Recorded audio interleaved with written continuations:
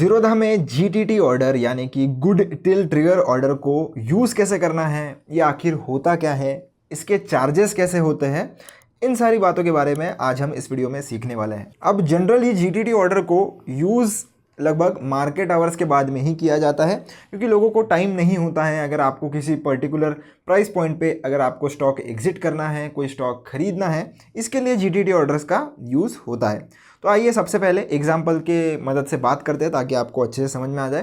तो जिस भी स्टॉक में आपको जीटीटी ऑर्डर लगानी है उसका नाम आप सर्च कर लेना। जैसे मुझे अगर अरमान फाइनेंशियल, ये एक स्टॉक है, कोई भी रिकमेंडेशन नहीं है, एग्जाम्पल है, रैंडम स्टॉक है, इसके ऊपर अगर जीटीटी लगानी है, इसके ऊपर मैं क्लिक करूँगा। क्लिक करने के बाद आपको इधर क्रिएट जीटीटी का ऑप्शन मिल जाता है। इसके ऊपर आ जाइए। इसके ऊपर आने के बाद आपको बहुत सारे ऑप्शंस देखने के लिए मिलेंगे। तो चलिए समझते हैं सबसे पहले करना क्या है। अब जब आपके पास कोई भी स्टॉक आपके पोर्टफोलियो में होता है तो आप उसको सेल साइड में भी लगा सकते हो। ध्यान रखना, जीटीटी ऑर्डर सिर्फ और सिर्फ आपको कैश एंड कैरी यानी कि डिलीवरी में ही अवेलेबल होती है। इंट्राडे में आप ये ऑर्डर प्लेस नहीं कर सकते। तो अगर आपके पास पहले से ये जो स्टॉक है वो अगर पोर्टफोलियो में है तो ये जो सेल का बटन है आप यूज़ कर सकते हो, और अगर नहीं है, आपको ख़रीदना है कोई स्टॉक, तो उस केस में आप ये बाय वाला बटन सेलेक्ट कर सकते हो। ट्रिगर टाइप आप सिंगल ही सेट कर सकते हो क्योंकि ओसीओ का आपके पास ऑप्शन होता नहीं है। इसके बाद ट्रिगर प्राइस की बात आती है। अब ट्रिगर प्राइस, ये प्राइस रिपीट, अब ट्रिगर प्राइस क्या है, बहुत ही ध्यान से समझिएगा दोस्तों, काफ़ी लोगों को इसमें कन्फ्यूजन हो जाता है। तो गन पता है आपको, तो गन में आपने एक बात ज़रूर देखी होगी कि उसका जो बटन होता है उसको हम बोलते हैं ट्रिगर। अब ट्रिगर का काम क्या होता है, जैसे ही आप उसको प्रेस करोगे वो बुलेट को शूट करेगा। तो जैसे ही ये ट्रिगर प्राइस आपकी आ जाती है, आपकी ऑर्डर शूट की जाती है एक्सचेंज को, और एक्सचेंज आपकी ऑर्डर कौन से प्राइस पे एग्जीक्यूट करेगा, वो करेगा इस प्राइस पर। तो ट्रिगर प्राइस आपको वैसे ही लगानी है। मतलब अभी इसका प्राइस कितना चल रहा है, इसका प्राइस चल रहा है लगभग 1449 1450 के आसपास। अब आपको अगर लगता है कि मुझे ये स्टॉक 1400 रुपये में मिल सकता है, तो मैं 1400 रुपये इधर लगाऊंगा कि ये 1400 रुपये पे जब गिरेगा तब मैं इसे ख़रीदना चाहता हूँ। और अब मैं इसकी प्राइस लगाऊंगा या तो सेम या तो उससे कम। आप ट्रिगर प्राइस को इस वाले प्राइस से या तो सेम रखिए या तो आप ऊपर की तरफ रख सकते हो। आपको ट्रिगर प्राइस ये वाले प्राइस से नीचे नहीं रखना है। अगर आप इस वाले प्राइस से ट्रिगर प्राइस को नीचे रखोगे तो आपका ट्रिगर बाद में हिट होएगा और ये वाला प्राइस बाद में हिट होगा, तो ये आपकी ऑर्डर लेगा ही नहीं उस केस में। तो इसलिए ट्रिगर प्राइस और ये वाली प्राइस को हमेशा सेम सेट करिए, तो ज़्यादा टेंशन आपको रहेगा ही नहीं। उसके बाद आपको कितनी क्वांटिटी लेनी है वो आप इधर लगा सकते हो, और जीटीटी ऑर्डर आप मार्केट आवर्स में भी लगा सकते हो, मार्केट के बाद भी लगा सकते हो। इसमें कुछ ऐसा है नहीं। कितने % कम का आप एलटीपी लगा रहे हो वो आपको देखने के लिए मिल जाएगा, और आपको कुछ नहीं करना, राइट स्वाइप मार देना है, आपकी जीटीटी ऑर्डर क्रिएट हो जाएगी। फिर वो देखना कहाँ पर है, उसके लिए हम इस वाले बटन पर क्लिक करेंगे।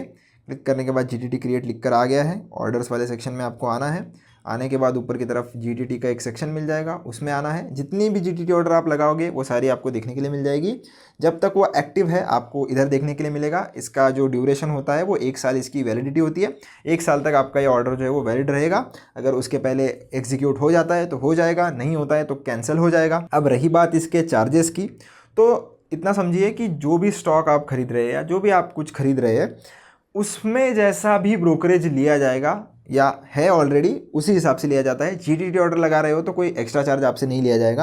अगर आप 10 जीटीटी ऑर्डर लगाओगे तो 10 के हिसाब से ब्रोकरेज लिया जाएगा, 1 लगाओगे तो 1 के हिसाब से। जैसा नॉर्मली आपसे ब्रोकरेज लिया जाता है ना, सेम वैसा ही लिया जाता है। कोई भी एडिशनल चार्जेस नहीं है जीटीटी ऑर्डर यूज़ करने के। इसके ऊपर क्लिक करोगे आप तो आपको 2 ऑप्शन मिल जाते हैं, एक मॉडिफाई का, एक डिलीट का। कुछ चेंजेस आपको अगर लगता है कि बाद में आपको करने हैं ऑर्डर लगाने के बाद, जैसे मुझे लगता है कि यार ये 1400 तक तो नहीं आएगा, तो 1420 तक ही मैं शायद इसको बाय कर लूँ।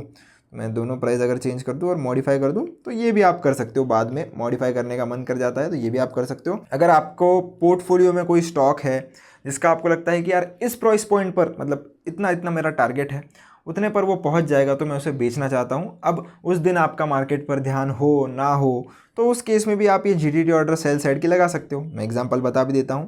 तो आप देख सकते हो यहाँ पर बहुत सारे मेरे पास स्टॉक है, जैसे कि ये ब्लैक बक नाम का एक स्टॉक है। अब इसको मुझे बेचना है तो मैं क्या करूँगा, इसके ऊपर क्लिक करूँगा। ये चल रहा है 588 या जो भी है इसका।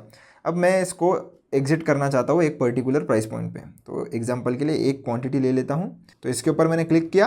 क्लिक करने के बाद आपको क्रिएट जीटीटी पर आना है। अब ये ऑटोमेटिक सेल साइड पर चले जाएगा। क्यों? क्योंकि ऑलरेडी मेरे पोर्टफोलियो में है। और सेल साइड में आप ओसीओ लगा सकते हो, यानी कि स्टॉप लॉस भी लगा सकते हो, टारगेट भी लगा सकते हो। तो इधर आपको डबल बेनिफिट मिलेगा। स्टॉप लॉस आपको लगाना है तो स्टॉप लॉस लगाइए, टारगेट लगाना है तो टारगेट लगाइए, दोनों में से एक ही लगाना है तो सिंगल पर क्लिक कर दीजिए। यहाँ पर आपको डायरेक्टली ऑप्शन मिल जाएगा। तो ओसीओ लगाना मैं थोड़ा इधर ज़्यादा सेंसिबल समझ रहा हूँ, तो स्टॉप लॉस भी लगा देते हैं। चलो, ये स्टॉक शायद मैंने कुछ 550 रुपये के आसपास खरीदा था, तो अभी इसका प्राइस चल रहा है 590 के आसपास। तो स्टॉप लॉस मेरा बन रहा है लगभग 500 रुपये का, अगर मैं मान रहा हूँ तो। और ये भी प्राइस मैं अभी 500 पर लगा दूंगा।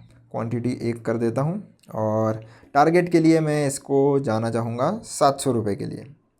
और ये वाली प्राइस भी जो है वो भी मैं 700 रुपये डाल देता हूँ। क्वांटिटी आप चाहो तो अलग अलग भी रख सकते हो दोनों में, ऐसा कुछ नहीं है। और ट्रिगर प्राइस मेरी आ गई है और यहाँ पर सेल कर दिया है, यहाँ पे ओसीओ सेट कर लिया है। आपको सिंगल वाला चाहिए, सिर्फ टारगेट, सिर्फ स्टॉप लॉस, तो वो आप सिंगल वाला ये जो बटन है उसको चूज़ कर लेना। पर ध्यान रखना दोस्तों, जब भी आप कोई पोर्टफोलियो के स्टॉक पर जीटीटी लगा रहे हो तो आपको पता है कि जब भी पोर्टफोलियो का स्टॉक आपको एग्जिट करना होता है, आपको CDSL का वेरिफिकेशन करना पड़ता है, उसके बिना शेयर सेल आप नहीं कर सकते। तो जिस भी दिन आपका ये जीटीटी ट्रिगर होगा ना, आपको मेल आ जाता है, आपको एप्लीकेशन भी नोटिफिकेशन दे देगा, उस दिन आपको ये CDSL का वेरिफिकेशन कर लेना है। नहीं तो सिंपल DDPI का जो फीचर है वो एक्टिवेट करके रख दीजिए, ये CDSL का झंझट ही खत्म हो जाएगा। मेरा ऑलरेडी एक्टिवेटेड है, उस केस में आपको कोई भी टी पिन वेरिफिकेशन की ज़रूरत नहीं पड़ती है, ऑर्डर ऑटोमेटिकली एग्जीक्यूट हो जाता है बिना किसी दिक्कत के। तो मैं भी आपको यही सुझाव दूंगा कि DDPI अपना एक्टिवेट करवा लीजिए। कुछ 120 रुपये लगता है, वन टाइम कॉस्ट है। उसके बाद ज़िंदगी भर आपको CDSL का टी पिन कभी देखना नहीं पड़ेगा। उसका भी वीडियो आपको चैनल पर मिल जाएगा कि ज़ीरोधा में DDPI कैसे लगाना है, ज़रूर चेकआउट कर लेना। अब क्रिएट जीटीटी पर मैं राइट स्वाइप कर दूंगा, ये भी जीटीटी मेरी क्रिएट हो गई।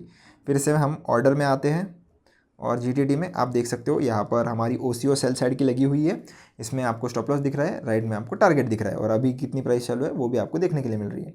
इसके ऊपर क्लिक करके आप इसे चाहो तो डिलीट भी कर सकते हो, करना है तो, और मॉडिफाई भी कर सकते हो, कोई भी। वापस मैं बोल रहा हूँ, ओसीओ है तो ऑब्वियसली स्टॉप लॉस पहले आ जाता है तो टारगेट वाला ऑर्डर कैंसिल हो जाएगा, और टारगेट पहले आ जाता है तो स्टॉप लॉस वाला ऑर्डर ऑटोमेटिकली कैंसिल हो जाएगा। और जो ऑर्डर एग्जीक्यूट होगा सिर्फ उसी का पैसा लिया जाएगा, एक्स्ट्रा पैसा आपसे नहीं लिया जाएगा। अब ये कितने भी दिन पढ़ो और उसके बाद वो कैंसिल भी हो गया तो उसका भी चार्ज नहीं लिया जाएगा। जो ऑर्डर कैंसिल होती है उसका भी चार्ज नहीं लिया जाता। इसके ऊपर क्लिक करके मैं अगर इसको डिलीट भी कर दूँ अभी, तो ये आसानी से डिलीट भी हो जाता है। तो होप आपको सारी चीज़ें समझ में आ गई होगी। अगर फिर भी आपको कोई डाउट रह ही जाता है तो आप कमेंट सेक्शन में मुझसे पूछ सकते हो।